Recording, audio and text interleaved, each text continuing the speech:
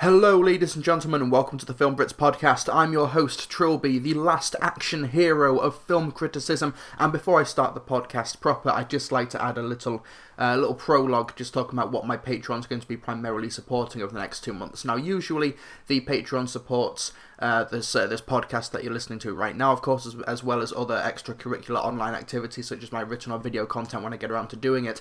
But over the next 2 months it's going to be slightly structured differently. I will be doing the podcast regularly. However, the main focus of my time over the next month and a half will be surrounding a new short film I'm putting together.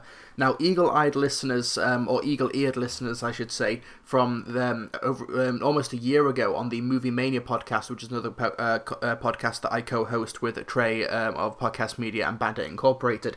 We did a Halloween horror film pitch episode, the campfire episode we called it, and the pitch for the horror film that I did is actually something I'm going to be putting together over the next month and a half. Pre-production started last week. We have a 21-page script. It's slightly growing as I add just a couple of transition elements and just an extra line of dialogue here and there based on the feedback I've been getting. But the Patreon is going to be going towards helping to support that film. Whether it's made up of a cast and crew of volunteers, but I will be feeding them. I will be paying their travel and their expenses, as well as buying props, renting equipment, and things like that. So that is what the Patreon is going to be primarily supporting. So if you would like some to help support this horror film project called Before He Wakes, you'll get your name in the credits, and you'll also, if you're a patron of any amount between the months of September and October, you will get access to behind the scenes videos, some pictures, and actual production information that will not be public, at least not for some time, depending on how we decide to release the film. As soon as I finish recording this podcast, actually, I'm going to be filming a video for the patrons about just the beginning of the project and how we're organising the whole thing, and organising these very difficult schedules based on some willing volunteers, which I massively appreciate the team who are putting this thing together. So yeah, if you'd like to help support that, then please pledge on the Patreon, and you'll get behind the scenes access, and you'll also be financially supporting, and you will get a credit at the end of the film thanking you for your support. So yeah, now that's out in the ether now. So we start filming in 2 weeks' time. So, however, I'm going to be spending about 3 days between those 2 weeks in Cyprus for a family reunion. So it's actually more like a week and a half of prep. I've got a DOP, 2 camera guys. I've got a gaffer, which is a term for a head of lighting. I've got a composer. May have an editor, we'll find out in the next couple of days. I've got a casting director as well. I've got one of the leads. The second lead is what I need the casting director for. And I have directed and written, I'm going to direct, and I've written the script. And I'm not going to try and brag, I'm not going to try and build up loads of anticipation and hype, but the feedback to the script has been very, very positive. It's been one of those projects where if you are asking volunteers to dedicate their time and their resources to a project, it's got to be something that they actually want to be a part of. And the feedback that I've received based on the scripts that I've handed out have been almost universally positive. People seem to really want to be a part of the project, so hopefully it all pans out.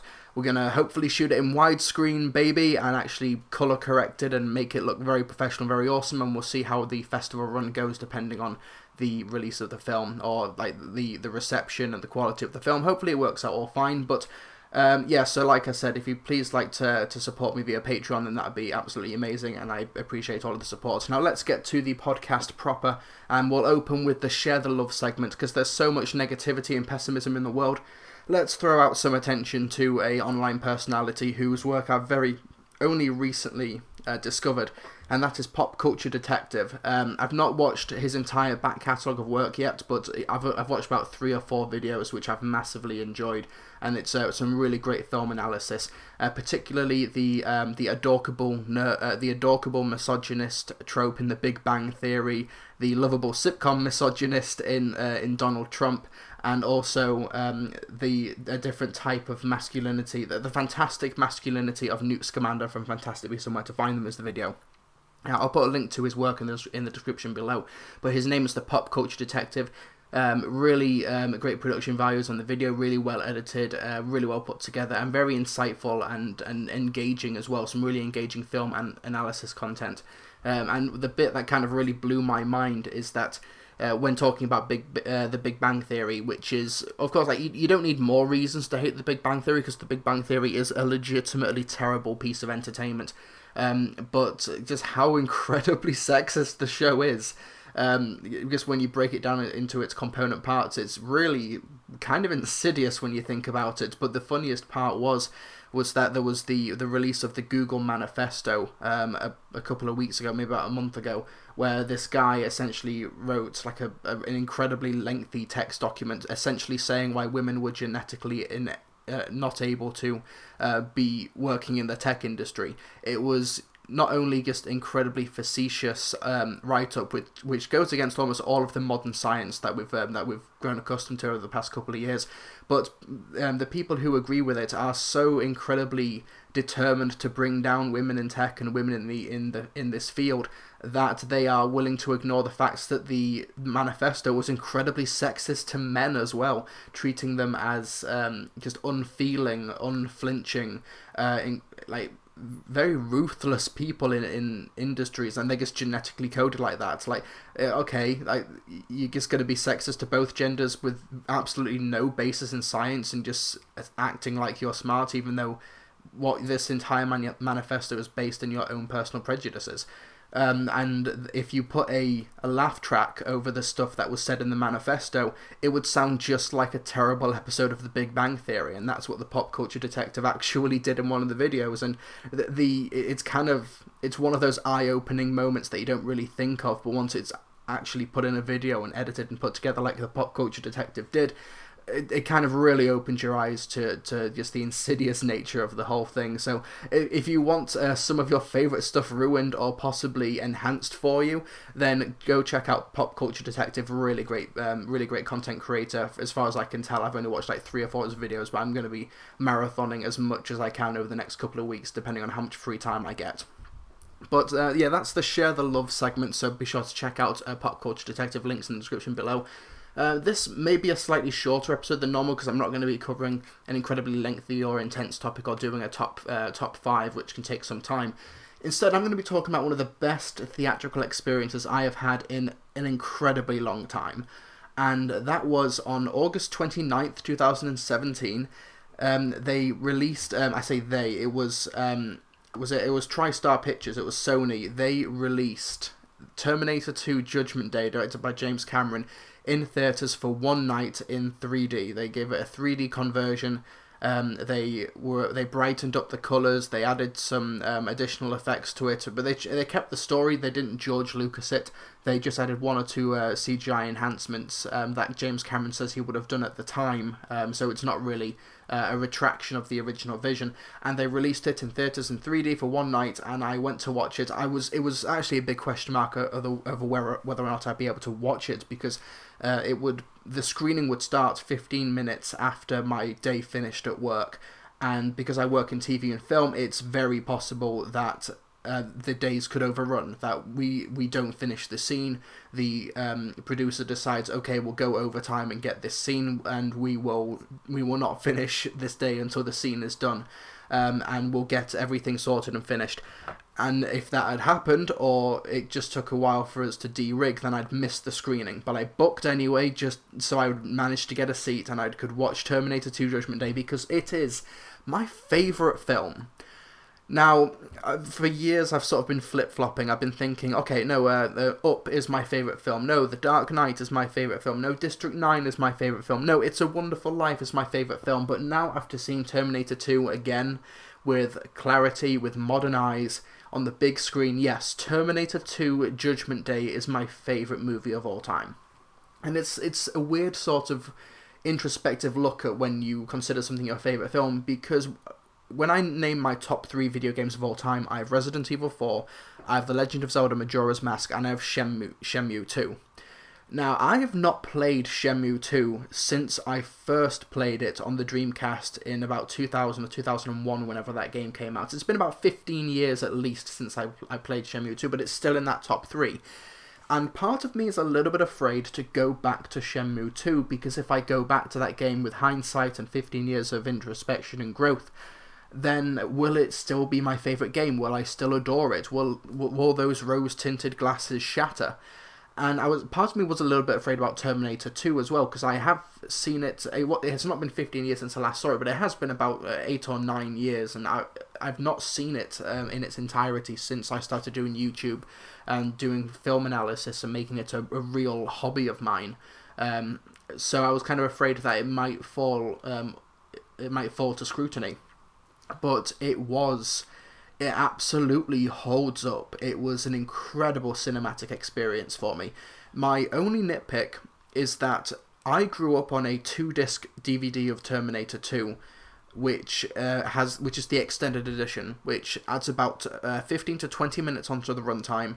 The effects or nothing has been changed. It's just they've introduced some deleted scenes. They've got a scene where Kyle Reese appears in a dream sequence. They've got a scene where they take out the chip from the Schwarzenegger Terminator and reprogram him. We've got a scene where the T-1000 starts malfunctioning, and we've got the scenes of the Terminator learning and smiling. There is another extended cut as well from a few years later. I think it's on a Blu-ray release, where we have an alternative ending where an aged Linda Hamilton is there with an older John Connor. And I have not seen that ending, but it is an ending that James Cameron himself hates and does not want to be the canon official ending, and it is taken out of subsequent re-releases. And James Cameron liked Terminator Genesis but hates that ending, so that should say how bad that ending supposedly is. Like I said, I've not seen it, but the 3D re-release of Terminator 2 Judgment Day that came out on August 29th was not the extended edition, and I honestly felt the absence of those scenes. I missed Kyle Reese in that. It was kind of jarring not having that dream sequence, because going in, the only version of Terminator 2 I know is that extended edition.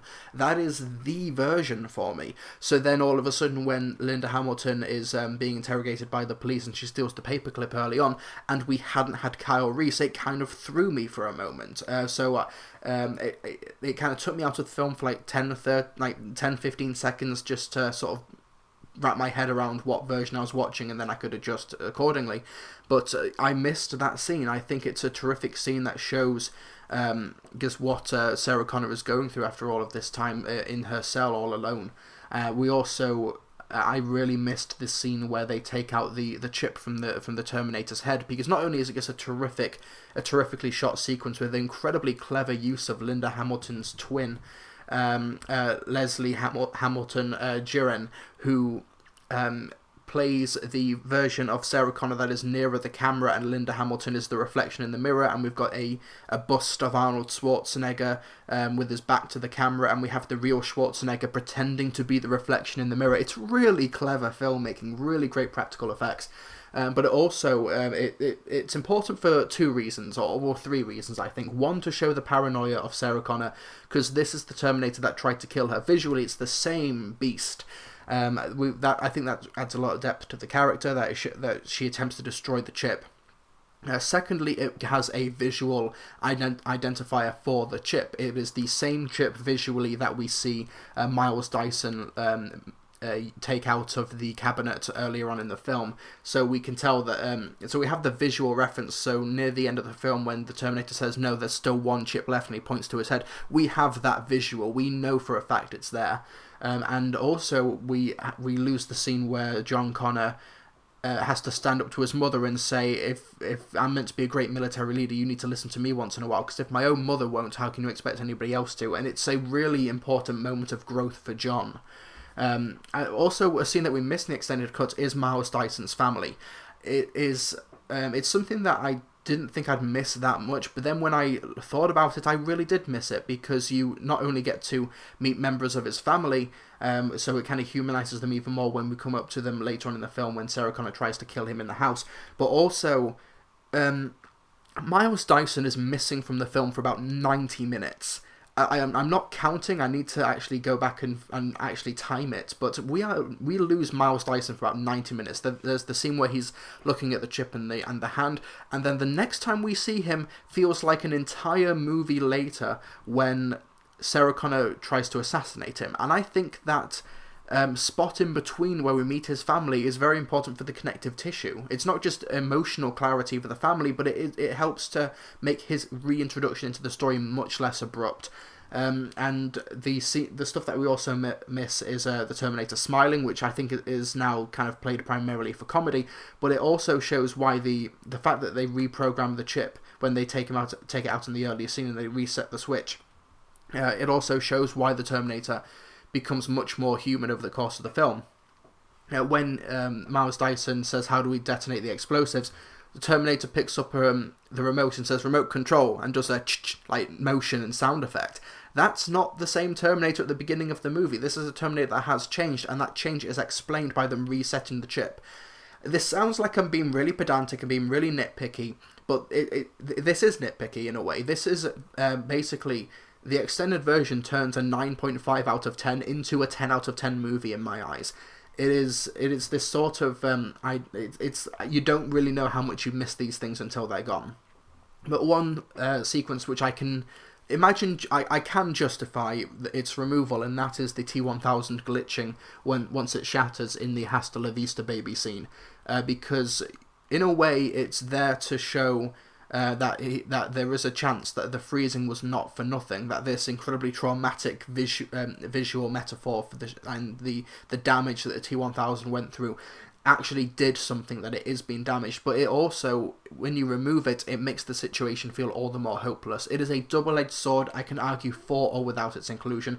I vote to include it because it shows, it gives John Connor the visual stimulus when he looks down at Sarah Connor's feet and it's blending into the metal, and also that is the fake. I think that's a really nice moment. And we also have when Robert Patrick, the T-1000, puts his hand on the yellow and black stripped bar, and then his hand turns into those same colours. I think it's a really cool makeup effect, and it's a really cool moment that's really well played by Robert Patrick. Speaking of Robert Patrick, it's really only in hindsight where you think just how brave this performance of his was as the T-1000, because some of his gestures, some of his expressions must have looked so weird and awkward and strange on the set of the film and on location when the cameras were rolling. But then once it's all put together with the editing and the music and the special effects, it comes together incredibly well. Now, I'm not saying that Robert Patrick's performance was bad and that it was saved in the editing room, but it just shows how brave and how trusting he was in James Cameron as a director to basically tell him to do these things that would look and sound completely ridiculous, but it comes together so well for a really chilling and threatening and intimidating villain with a hint of sadism as well. It's a really great villain, but apart from the fact that this is not the extended edition, the other changes that we have for this 3D cut, which is exclusive to this cut, is, like I said, the colour correction has been altered so that it is slightly brighter, so that when you put on the 3D glasses, which is kind of like wearing a pair of sunglasses indoors, it does not dim the image. The 3D effects were trivial at best. It's a good conversion in the fact that I didn't notice it, in that it is not obtrusive or anything like that. It is a good 3D conversion, as is typical of James Cameron, but Terminator 2 is not enhanced at all by the 3D. But the other effects that have changed are we lose Robert Patrick's balls when he crouches, when he's naked in the future. There was a shot in the original cut where you did see like the very bottom of Robert Patrick's balls, because of how he kneeled, how his legs were, how he squatted, and that has been digitally rubbed out. Just imagine being the guy at work, working at Sony as a CGI or visual effects editor, and they say, "Hey Jim, what did you do at work today?" "Oh, I got rid of Robert Patrick's balls." Fun guys. I bet they're fun guys. But the other stuff that was changed is what they did is that when filming some sequences in Terminator 2, they did not use Arnold Schwarzenegger for some of the most intense stunts. They used stuntman Peter Kent. And Peter Kent was not just a Schwarzenegger stuntman for Terminator 2. He has been in like almost all of Schwarzenegger's films, from Terminator to like 15 years after the fact. I think it's only kind of recently where they've gotten a different stuntman. But he was Schwarzenegger's stuntman on at least 14 Schwarzenegger movies, such as Total Recall, Twins, Predator, Commando, Terminator 1, Terminator 2. He did almost all of those Schwarzenegger films. There's a couple of shots in Terminator 2, particularly in the Los Angeles chase through the dried, what would you call it? I'm trying to find, I'm looking at an article here, just trying to find the right word, but it's through the dried up river. I'm guessing it's a river. I can't quite tell, but you'll probably know what I mean with the truck and the bike. There's a couple of shots where it's obviously not Schwarzenegger, that it is a Schwarzenegger lookalike stand-in when he jumps into the river for the first time, and also when he emerges from the side of the truck to pick up Edward Furlong and put him on his bike. It's not an incredibly bad-looking stunt guy. Like he could pass at a distance, but close up, you can tell that it's not Schwarzenegger. And what they've done is that they've digitally put Schwarzenegger's face on Peter Kent's body, which it kind of removes some of the charm.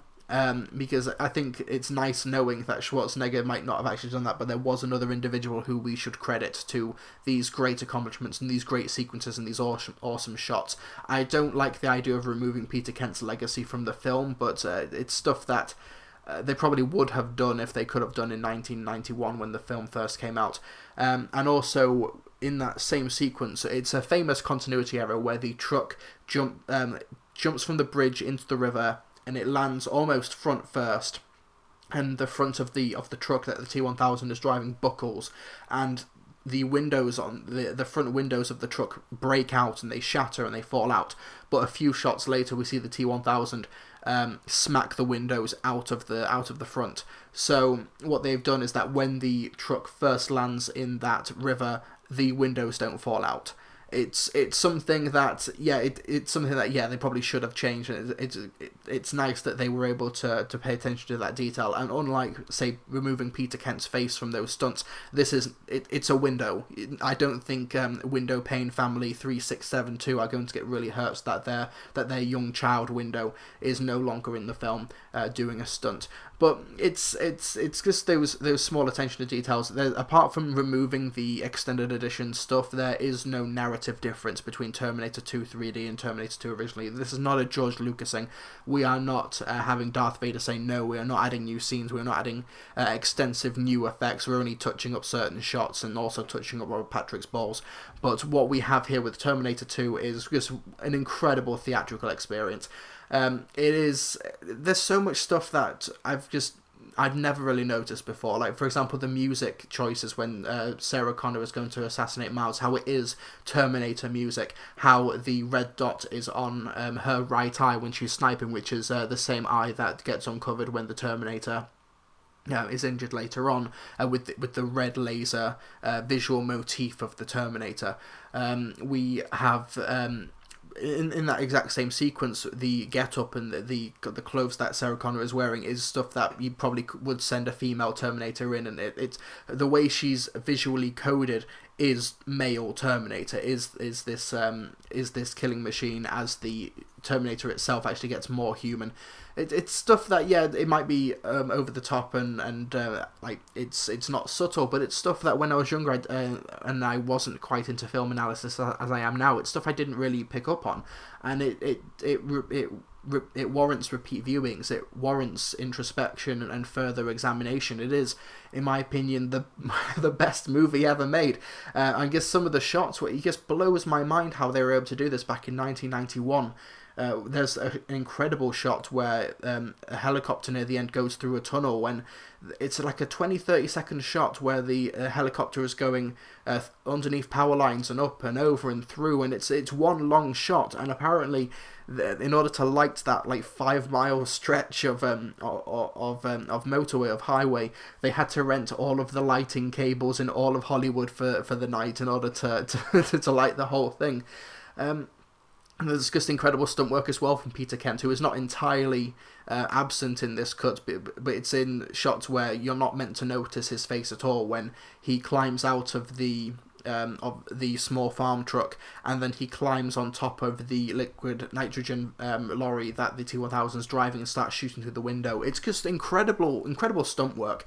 They spent almost 190 days shooting this bloody thing, and it was the most expensive movie ever made up until that point.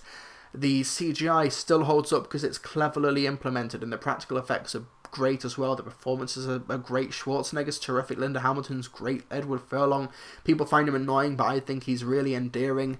It is just an incredible movie. It is my favourite movie ever made. Terminator 2 is just legit, man. Terminator 2 is amazing. I love it. But the thing about Terminator 2 is that it was made in 1991. I was born in 1992. I literally, physically, even if I was born, I could not watch Terminator 2 on the big screen. The closest thing to seeing Terminator 2 on the big screen for me was watching the Terminator 2 3D Battle for the Future, or Battle for Time ride, or whatever, at Universal Studios, which I saw when I was young. But I'd never seen it on the big screen before, so this 3D re-release was able to allow me to experience my favourite movie on the big screen, like I did with Back to the Future a couple of years ago when Odeon was doing a retro night, and I watched Back to the Future for the first time on the big screen, and it's amazing and awesome and lovely. It makes me love the movies.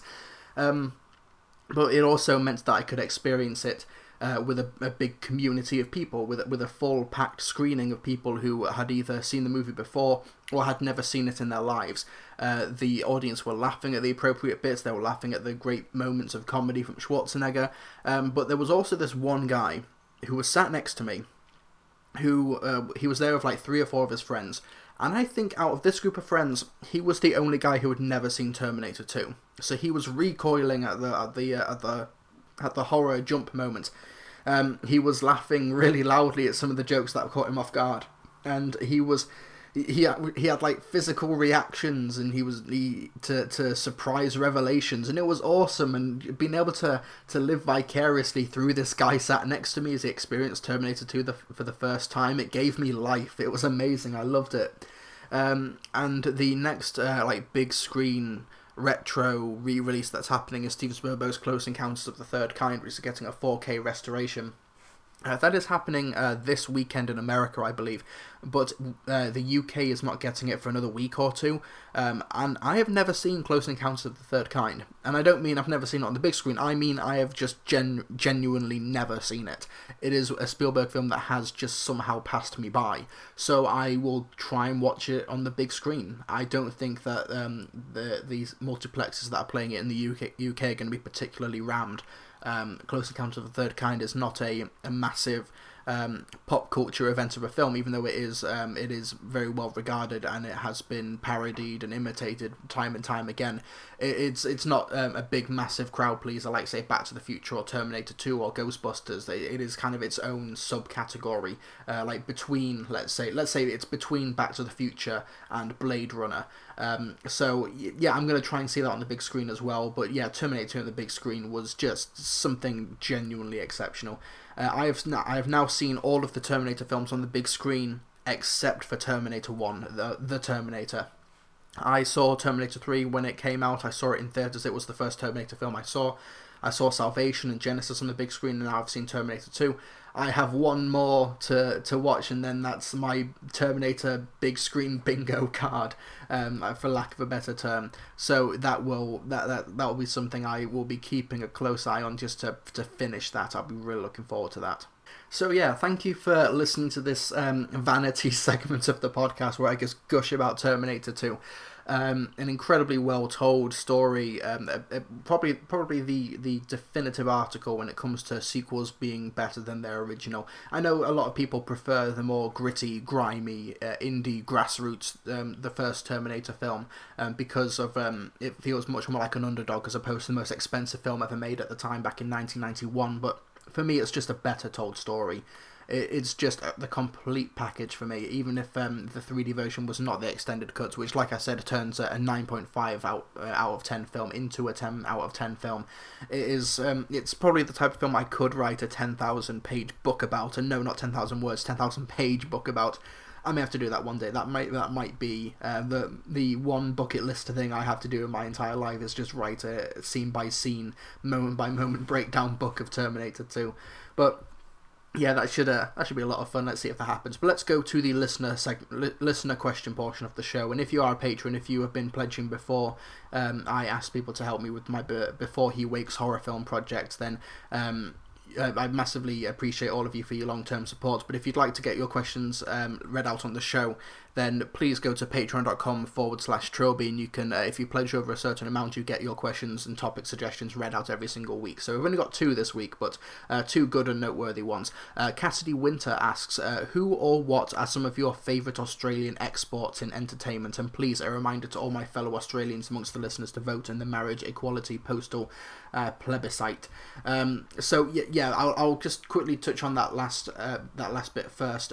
Basically, at the moment, Australia is going through a big civil rights movement at the moment about giving homosexual couples complete equality. Now, Australia already recognises civil unions and de facto relationships in a way, how they can be together, they can live together, and they're not going to be, stoned in the street for merely existing. However, under Australian law, they cannot actually marry.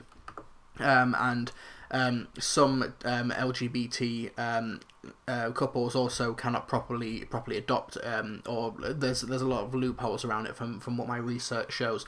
And right now there are some movements, particularly the Yes Equality movement at the moment, wanting that to change in Australia, wanting these homosexual relationships to be fully, perfectly equal to heterosexual couples, how they will be given the same rights. They can adopt, they can get married in a church if they like, they can they can be married. And in certain people's eyes, that is just apparently way too much to ask for, even though 2/3 of Australians believe that everyone should be treated equally by Australia's marriage laws, but that is unfortunately just not the case at the moment. If you go on www.equalitycampaign.org.au, as in Australia AU, if you live in Australia, then please vote yes. Just be a good human being. Even if you personally, for some reason, do not agree in homosexual relationships, it's none of your fucking business. They're not hurting anybody. Let them do whatever they want. And that's if for some reason you don't agree with it. If you do agree with it, then yeah, vote yes, or get in touch with whoever is representing your local constituency or council or whatever they're called in Australia. Just vote yes, because everyone deserves a shot at happiness and love and marriage and just being equal to their peers. So yeah, equalitycampaign.org.au, and if you are outside of Australia and can't actually tangibly vote on anything coming up in the near future, then you can at least show your support and share the message, spread, take action, donate, or share some media information from the website about just helping Australians just get married. Help all Australians should be able to marry, and when you frame it like that, it's kind of a no-brainer there. But yeah, favorite Australian imports. We can of course talk about George Miller's Mad Max franchise, and because George Miller is an Australian, everything that he's also brought along, such as Happy Feet and Babe, and those ones go without saying. In terms of like slightly smaller like grassroots stuff, there is of course the Weekly Planet podcast from Planet B Casting, Bandit Incorporated as well from Australia, who's the co-host of the Movie Mania podcast. But you can't forget just how many awesome actors are Australian, and you've got some of the more obvious ones like Chris and Liam Hemsworth. And Chris Hemsworth started off, was it on Neighbours or Home and Away? He started off on one of those shows, and then now he's gone into Hollywood. But you also have Sam Worthington, Margot Robbie, Hugo Weaving, Joel Edgerton. This is in no particular order, by the way. Rose Byrne, my future wife. You got Naomi Watts, Guy Pearce, Hugh Jackman, of course, Kate Blanchett, Nicole Kidman, and the late Heath Ledger, Jeffrey Rush, Ben Mendelsohn, Isla Fisher, Mel Gibson. There's like I'm honestly just looking at these names and kind of being absolutely amazed. Jai Courtney, Teresa Palmer, Jason Clarke, John Jarrett, Rebel Wilson, Mia Wasikowski. That does not sound like an Australian last name, but apparently that's the case. Australia's awesome, and I think it's kind of one reason. It's the same reason why a lot of actors in the UK are able to branch out into America and hit mainstream success, because they are predominantly white and they are also English speaking. When you are neither of those two things, it is much harder to break into a mainstream industry such as Hollywood or music or anything like that, which is meant to reach a global audience. Because like English speaking or being predominantly English speaking is a massive help in order to transcend like, it's not really transcending language barriers as much as it is avoiding them and going with a predominantly wealthy speaking language. If that makes any sort of sense. Hope you get what I mean. But yeah, like, Australia is absolutely not short of talent in any way, shape or form, and we're going to be seeing more coming from Australia in terms of talent just in the coming decades and centuries, no question about it. Also, another Australian would be Yahtzee Croshaw from Zero Punctuation, who I don't really watch his content anymore. I just sort of like fell out of it, but he's still just one of, at the time at least, I don't know if he still is, but just one of the wittiest voices in terms of the video game industry, video games media.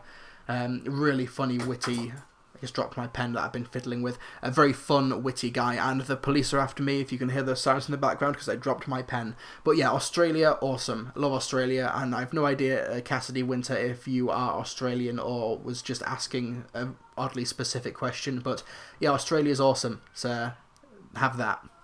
And the last question comes from Dean Jones, who says, with the recent announcement surrounding Bond 25, who would you like to see direct the film? I know it's very unlikely for this film, but I would love to see Christopher Nolan directing. Great question, Dean. Here's the thing about a question like this, is that with James Bond, who could direct it next? Name anyone in Hollywood. Like, I don't want to just name a perfect one-person dream director, because I think Bond as a franchise is a little bit more complicated than that. It is a franchise that, depending on the needs of the story or the producers or the production company, it can be almost anything they would want it to be. We're not saying who should direct an Iron Man movie, and then you have to say, okay, it's going to be somebody who has a handle on special effects, somebody who has who is able to do comedy, who is able to do like more like metallic or practical effects. Whereas with James Bond, it is a much broader canvas. So what I'll do is that I'll just throw out just a couple of ideas and concepts, and then talk about who the three front runners are supposedly for Bond 25. But with Bond, you say Christopher Nolan, and I think normally, removed of all context, that would be a really good choice. However, the last two Bond films we've had Sam Mendes, and Sam Mendes, the approach he took to Bond was much more methodical, practically driven. I need to stop fiddling with stuff on the desk because I keep on dropping them. Much more methodical, longer takes, aspects on a focus on practical effects and great lighting and tone and atmosphere and stuff like that, which I think Christopher Nolan he'd be great at picking up that baton and running with it. But I think if they want to go for a very different tone and feel, and maybe go for Christopher Nolan at a later date, that might be the better approach, actually, in order to distinguish Bond 25 from Bond 23 and 24. If you want to go for the exact same thing again, yeah, Christopher Nolan might be a great choice, but if you want to go for the exact opposite, you go for somebody like, say, Edgar Wright. I'm not saying Edgar Wright is a bad or lesser filmmaker than Nolan, but those two styles are so at odds and so completely different from each other. It depends on what the production company wants. But the three frontrunners, according to the Hollywood Reporter and Variety, are Jan Demange, who directed 71, and also worked on Secret Diary of a Call Girl and Dead Set. We also have Denis Villeneuve, who did Prisoners, Sicario, Arrival, and is doing the upcoming Blade Runner 2049. And we also have David Mackenzie, who directed Starred Up and also Hell or High Water. Those are three quite different directors in a way. I think Jan Demange is the dark horse here. I think his work on 71 was incredibly brilliant, and also Jan Demange, he's a French filmmaker, but he has done a lot of British work. He was born in France, but he moved to England when he was about 2 or 3 years old, and he is someone who has worked from the bottom up into the industry. He's done the grind. He's worked from the very bottom of the industry and worked his way up to becoming a director, and also being apparently on the shortlist to direct Bond 25, which is like as big as British directing gigs get.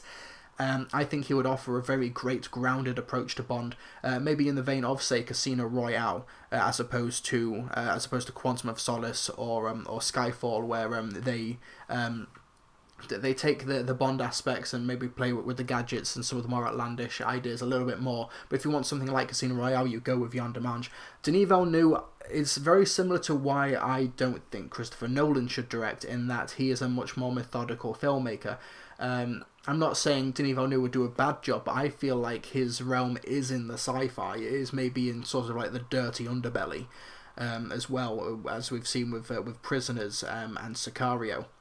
So he feels like he might be technically a great choice to direct James Bond, but in terms of differentiating from the Sam Mendes films that we've just had, and also would he be a genre fit for it? I'm not entirely sure. I need to see maybe Denis Villeneuve's early work before he broke out with Prisoners and Enemy in 2013. David Mackenzie though is. I'm not saying he's a bad filmmaker. He's a good choice. Hell or High Water is amazing. Startup was really good as well. Is this a Bond director? But similar to Denis Villeneuve's work on Prisoners, this is not someone who I would associate with the Bond style. And I'm not saying that he couldn't do it. I'm sure he's probably a really diverse, incredibly talented filmmaker who can do a lot of different genres. I'm only working with the information that I've been given. And the information I've been given is their previous filmography, and I don't see these three directors as being a ideal fit for Bond. But if I had to pick out of these three, I would pick Jan de Mange, mainly because of his quintessentially British upbringing, despite his French origins, and also the fact that he has maybe more to prove. I think Denis Villeneuve is kind of on top of the world at the moment, and David Mackenzie, while he still has, I'm sure, some great films left in him, his last film, Hell or High Water, was nominated for Best Picture, for crying out loud. Jan de Mange, while his 71 was very critically well acclaimed, and I believe it was nominated for a couple of BAFTAs, he maybe he still has yet to reach that ceiling. He may have the hunger for it, if that makes sense, because you've got to remember that these filmmakers, they are people as well. We need to consider that when we do these, or who should direct this, who should direct that. These are people, and I feel like, based on the information I've been given, that maybe Jan de Mange might be the guy to do it out of these three. If I had to pick somebody else off the top of my head, I don't know, but I don't think it would be one of these three names. But out of these three names, because I don't want to go into a massive rabbit hole of director searching, I'm going to go for Jan de Mange. So, interesting question, team. Thank you very much for that. And what I'm going to do is I'm going to go, once I've taken a swig of tea, because my throat is drying, I am going to go for the lightning round. Now, for those of you who don't know, this is where I do a shout out on Twitter, and I've got a missed call, but I'm nearly finished the podcast anyway. So what I'll do is that I will put a timer on my phone for 60 seconds, and I'll go through all of these questions I've been asked on Twitter. I've not looked at these yet. I've got 12 notifications on Twitter, so this might be a slightly shorter one unless I get some more over the 12 minutes it takes me to do this. But okay, let's refresh. Okay, 3, 2, 1, go. Ryan Palmer asks, thoughts on Netflix's Death Note. Sorry to be boring, but I've not seen Death Note yet. I'm hopefully going to watch it tomorrow. It may be something I just have on in the background while I do coordinating work on my short film, because I have to organise all the props and organise all the schedules and stuff like that. That is my plan tomorrow, so it may just be on in the background.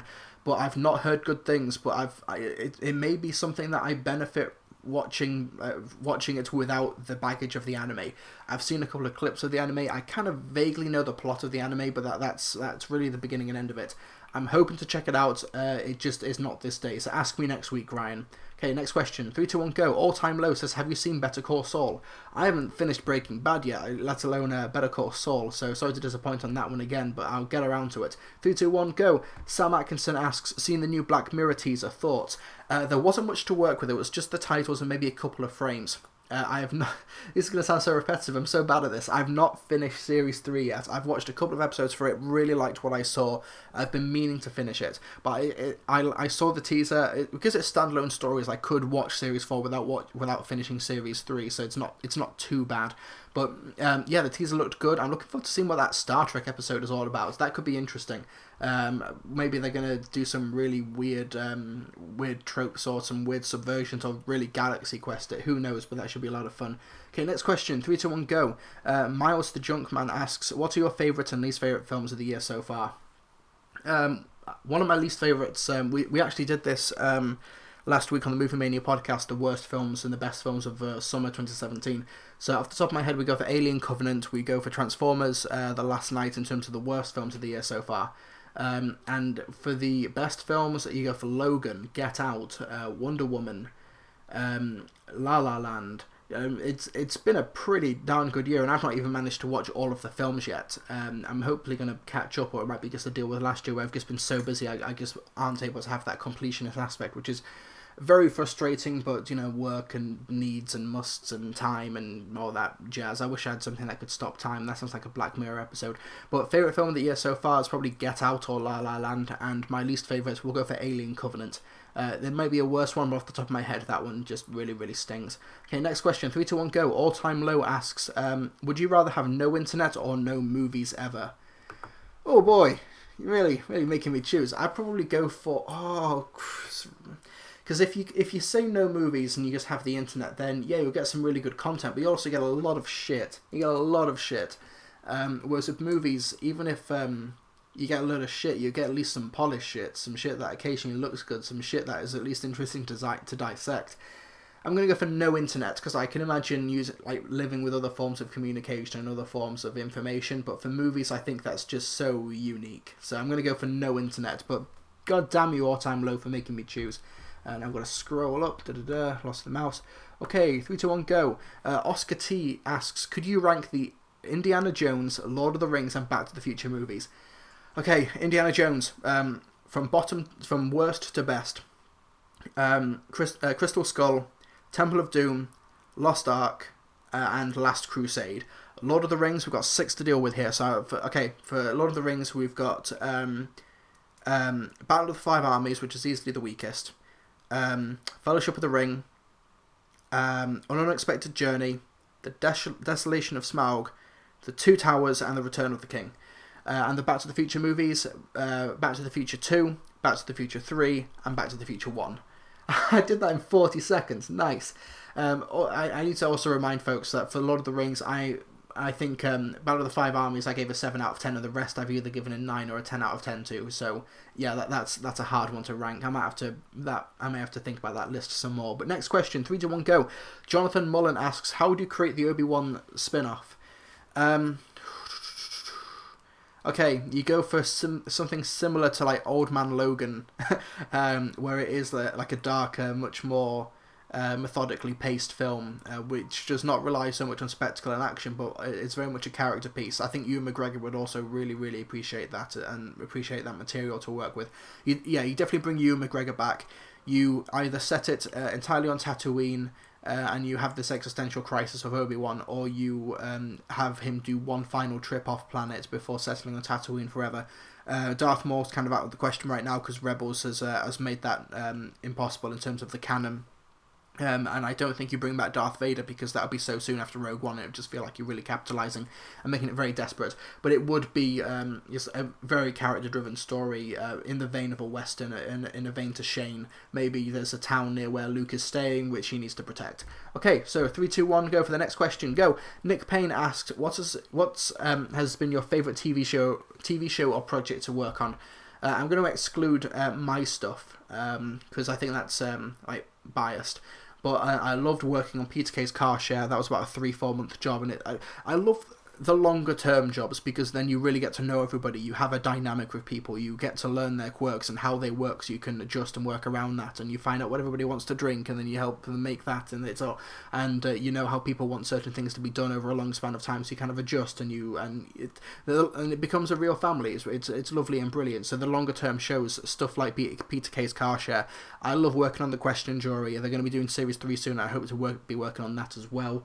There's some stuff that I have worked on recently that I just can't announce because it's just not out in the ether yet. But for now, in terms of the stuff that I can announce, it's Peter Kay's Car Share. That was just a terrific experience for me to work on. And final question, 3, 2, 1, go. Lewis asks, any tips on how to get into the film/TV scene if you're at uni in Salford? I'm going to turn the timer off for this one. Because it's very specific. So we're in September as well. For those of you who might be listening long after the fact, so this person maybe is presumably asking, in order, maybe they're going to Salford or they're considering Salford or something in between. But Lewis, Salford for those of you who don't know, Salford is in Manchester, and in Manchester we have Media City UK. It is in the northwest of England, and it is quite far. It's like a 5-hour drive away from London, but it is its own sort of media capital. It is its own media hub, which makes it a very good place in order to get into the film and TV industry without having to pay abominable London rent prices, and that is the sort of thing that is actually driving a lot of production companies out of London and into the northwest. If you want to get into TV and film, Manchester/Salford is a very good place to start, because all the projects are going to be coming to you in the very near future. But in terms of getting into the film and TV scene when you're there at uni in Salford, if you're at uni in Salford, it's likely going to be connected to Media City UK, which has a lot of equipment, a lot of green screen studios, a lot of sound booths, a lot of equipment that you can rent and use. When you're at university or college, you make the most of the time. You get out of college and uni what you yourself put into it. If you spend all of your free time or potential extracurricular time just getting drunk or having fun and socialising and stuff like that, I'm not saying don't do that, but you also do have to acknowledge that you are there for a limited amount of time. And instead of going out for a weekend and getting smashed, maybe you could spend that weekend working on a project which you can do on a show reel, or just to test out the equipment, and maybe spend a weekend working with sound equipment, and then you think, oh, I'm actually enjoying this more than I am working with cameras. Maybe this is the career path I want to do. You kind of discover your own work ethic in your free time when you're at university, and you use that to guide yourself in terms of future endeavours. Also, the important thing is that when you're at uni, this is not like school where people are forced to be there. When you go to college or go to university, you are working with people who actively want to be there, who actively want to learn more, or at least be in that sort of environment in order to learn more. I'm not saying if you don't go to college or university you don't learn more. It's the environment that maybe you have a preference for. So when you go to uni in Salford to get into TV and film, you are surrounded by like-minded individuals, so they will also want to get into TV and film most likely, so you collaborate with them. Film and TV is a incredibly collaborative medium where you need a sound guy, you need a lighting guy, you need actors. You make a network for yourselves, get a group of friends together to make projects, and those projects will likely be really shit when you first start off, and you don't show those to people, but you show them to yourselves. You take what you learn from them and you make something better the next time. You've got to be collaborative, you've got to have your own network of people. And if somebody on, let's say your Facebook is saying, let's say, Lewis, I don't know what you want to do, but you want to be a camera guy, and someone on Facebook in your group, I imagine your classes will start up their own Facebook groups in order to talk to each other, and someone says, I want a camera guy for this project. Do it. Go for it. The project may be shit. You may have a terrible time doing it, but you'll learn more about yourself. You'll probably make some good networking contacts amongst your peers, and you can. It's a learning experience. Go for it. Like I said, my advice is use your free time cleverly. Use it smartly, and use it to learn more about yourself, learn more about your craft, and also just to learn more about the people around you and what they want to do as well. That empathetic aspect is also very important. So I don't want to ramble on forever, but I also do have a video that I recorded on the Movie Mania podcast on my YouTube channel. It's called How to Break Into TV and Film. Actually, I'm going to do this live. I'm going to reply to the tweet. I'm gonna reply to the tweet in real time. It's called How to Break Into the TV / Film Industry Getting Started. So I'm just gonna reply to Lewis right now. This is a really weird thing to podcast. Okay, so I'm gonna put responded to question in the podcast, but here's the video as well. Okay, bam. That probably made for terrible radio. But on that note, ladies and gentlemen, thank you very much for listening to this episode of the Film Brits podcast. Like I said, if you'd like to support my own film endeavour before he wakes, and also get some behind the scenes content and stuff like that, and also just get your name in the credits, that might just be a really fun thing to see. Be sure to go to patreon.com/Trilbee, and you can help out with the project and also help towards this podcast and get your own questions and topics in future episodes. You can follow me on Twitter at Trilbee Reviews. You can follow me on Facebook at Mr. TARDIS Reviews. You can go to my website www.trilbee.com. And with that, folks, before my voice gives out, have a fantastic week, and it's the beginning of the Before He Wakes pre-production. I'll hopefully see you folks on the other side in a couple of months' time with a finished project. Thank you very much.